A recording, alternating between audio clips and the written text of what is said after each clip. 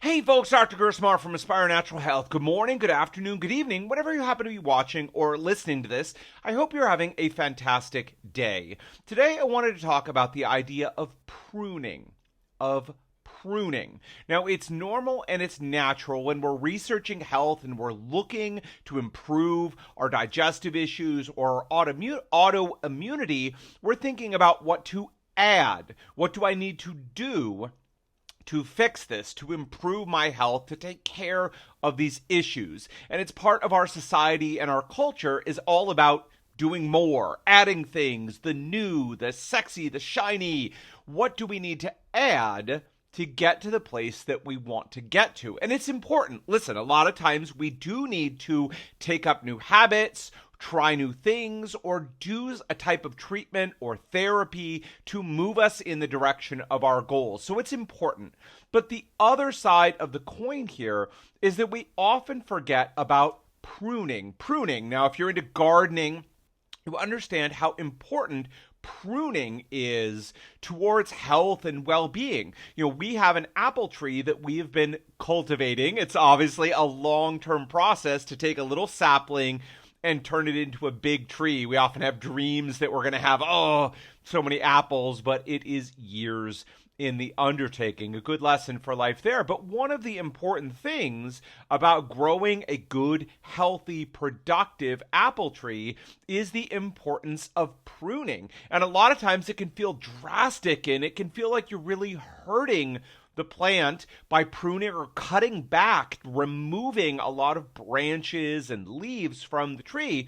But every time it results in new growth, room and space for new things, and a healthier and more vibrant apple tree. We can take this same idea to ourselves and our health. Again, we're so focused most of the time on doing new things, adding new things, bringing new things in, that oftentimes we can forget to stop and look at what we're already doing. For many of us, our lives are overcrowded, overfull of commitments and things. And a lot of times the real value is not trying to stuff more into that already overfull life, but first, and maybe most importantly, to take things out. So it's important for us to stop and look at what we're doing and see what is no longer serving us. What do we have physically, the things in our lives that we don't like anymore? We don't find value, we never use them, and we can get rid of to free up space and time in our lives for more and better things. How about routines or habits, things that we eat or things that we do that we're kind of on autopilot? We just do them because we always have done those things. But if we took a moment to stop and look, we may recognize that at one point it was really valuable for us, but now maybe there's little or no value, or maybe even something that was helpful is now actually dragging us down. It's important that we stop and we say, okay, if we're not getting any value from this thing, let's instead remove it, prune it, or take it out. The same could be said for health regimens. Maybe we started a supplement or a diet or a regimen, and maybe it was a really good thing for us to do when we started it, but maybe now it's not giving us any benefit, or it might even be dragging us down. It might be sucking up time and energy and money to do or take that thing, but there's actually no value or not enough value to justify it being around. One of the things that I often recommend for people as at least one time a year is to stop taking or stop doing many of the things that we're doing. Now, listen, obviously, if you're taking medication or a supplement, you know absolutely that it's really important for you to take that medication or supplement, that I strongly recommend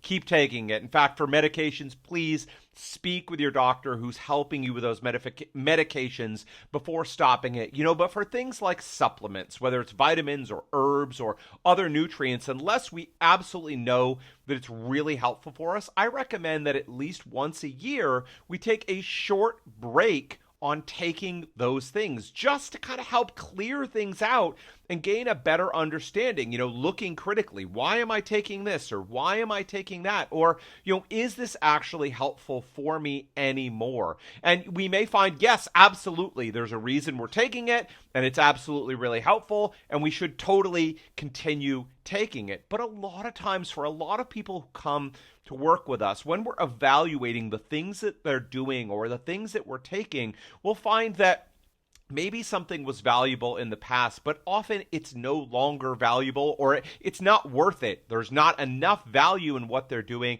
to continue taking it. And so we need to prune. We need to cut back. We need to make space in people's lives and free up time, free up money, and free up energy in their lives to move in new directions in ways that are going to better help people reach their goals, that are going to help people go from sick to healthy to thriving. All right, folks, so pruning. We often are focused on adding things, doing more to our lives, and very seldom do we stop, pause, take a breath, and look around to say, okay, listen, of all the things in my life, physical things, habits, routines, all these different things, are they serving me? Are they working for me? If they are, great, let's celebrate and continue doing those things. But often, over time, weeks, months, years, and decades, we find that we're just doing things because we've always done those things, or we've just kind of fallen into those things. Instead, it's important to take a moment and prune, to cut things back. At first, it can feel a little painful or strange to cut things away. But like many plants, we often find that cutting things away, freeing up time, money, and energy in our lives gives us the freedom to take things in a new direction, to improve our health and move our lives in the direction of the lives that we want to and we deserve to be living.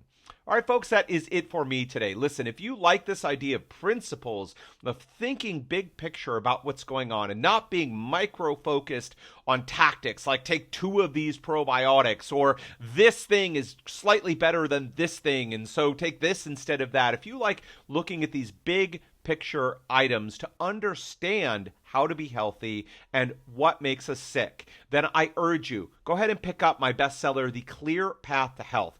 In it, it's short, it's actionable. I've distilled over a decade of working with people with digestive issues and autoimmunity to the principles that make us healthy and the principles that make us sick. We've had people tell us that by reading and implementing the ideas in this book, they've radically transformed their health and their life. If you haven't read it, I urge you, go to aspirenaturalhealth.com/book. That's aspirenaturalhealth.com/book. Aspire is an ASPIRE, naturalhealth.com/book, and pick it up today. All right, folks, that is it for me today. Until next time, take care.